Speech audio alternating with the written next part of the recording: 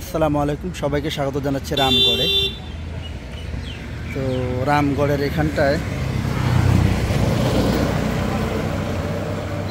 ভারতের সাথে একটা কানেকশান হচ্ছে। এখানে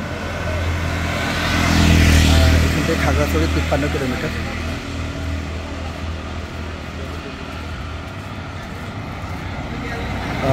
মূলত এটার কি বলবো, তো এখানে মূলত বাংলাদেশ ভারত একটা মৈত্রী সেতু হচ্ছে এবং এটা অলমোস্ট কাজ শেষের দিকে, রাস্তাঘাটের কাজও চলতেছে। তো আসলে এটা চালু হলে এই অঞ্চলের মানুষ মানে চট্টগ্রাম, ফেনী, নোয়াখালী, এদিকে রামগড় মানুষগুলা মানে ভারত বাংলাদেশ মৈত্রী সেতু দিয়ে আসা যাওয়া করতে পারবে।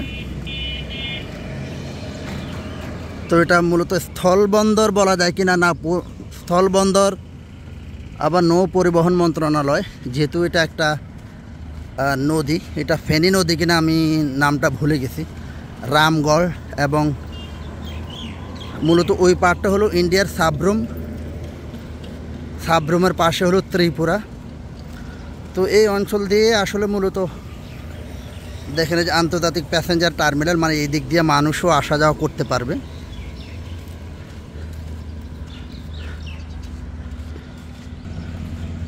যে বর্ডার গার্ড বাংলাদেশ, এদিকে এন্ট্রি এক্সিট দুটোই আছে। আমি জাস্ট একটু বর্ডারের কাছাকাছি গিয়ে আপনাদেরকে একটু দেখাবো। খাগড়াছড়ির শান্তি পরিবহন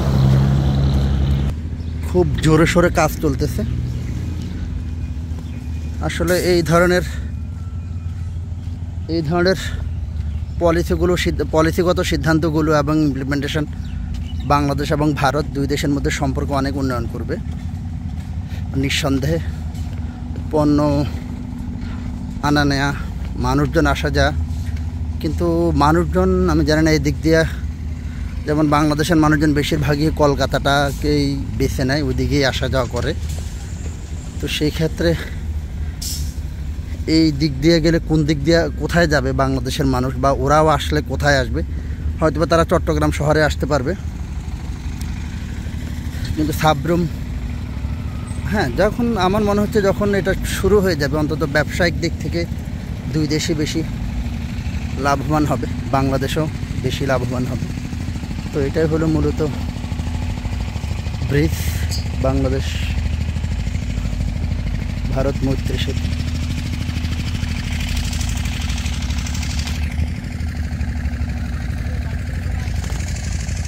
যে এই পাশটাই হলো ভারত, ওই পাশটা হলো ভারত, আর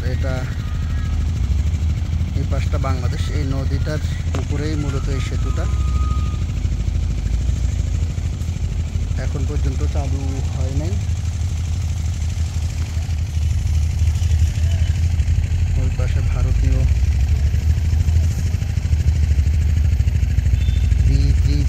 ডিজিএফ বলে, নাম বলে গেছি, মানে আমাদের যেরকম বর্ডার গার্ড বাংলাদেশ, ওদেরও সেরকম বাহিনীগুলোই মূলত এখানটায় আছে, কাজকর্ম চলতেছে।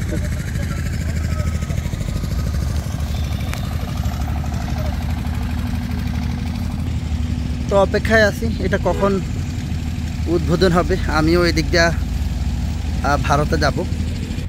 তো সত্য বলতে বাংলাদেশের সাথে ভারতের সম্পর্ক মানে যোগাযোগ খাতে অনেক ধরনের সম্পর্ক হচ্ছে, বাট সবচেয়ে যে বিষয়টা গুরুত্ব আমার মনে হয় দেওয়া উচিত সেটা হলো ভিসা প্রাপ্তিটা। ভিসার জন্য 2-3 মাস, 4 মাস, 5 মাস এরকম সময় লাগে। আমি এই জন্য ভারতের ভিসার জন্য আবেদনই করতেছি না, কারণ আবেদন করলে পাসপোর্টটা এতদিন ওখানে আটকা থাকবে। এতদিন পাসপোর্ট আটকায় রাখার মতো অবস্থায় আমার সময় নাই যে এতটা দিন। তো আমার মনে হচ্ছে এই জায়গাটা কীভাবে উন্নয়ন করা যায়, যে আরও অল্প সময়ের মধ্যে ভারতীয় ভিসা যাতে আমরা পাই। ভারত বাংলাদেশের এই নতুন স্থলবন্দর অথবা নৌবন্দর, স্থলবন্দরই হবে, এটার জন্য এদিকে ব্যাপক কাজ হচ্ছে, মানে বিশেষ করে রাস্তাঘাট উন্নয়নে ফেনী বারোহেরহাট থেকে এই রামগড় পর্যন্ত। এখান থেকে বারোহেরহাট 36 কিলোমিটার। এই রাস্তাটা প্রায় 4 লেনের উন্নতি করার কাজ চলতেছে। এদিকে চমৎকার একটা বৌদ্ধ মন্দির, মহামণি বৌদ্ধ বিহার এটার নাম। বারোহেরহাট 36 কিলোমিটার, ফেনী 57, ঢাকা 208 কিলোমিটার।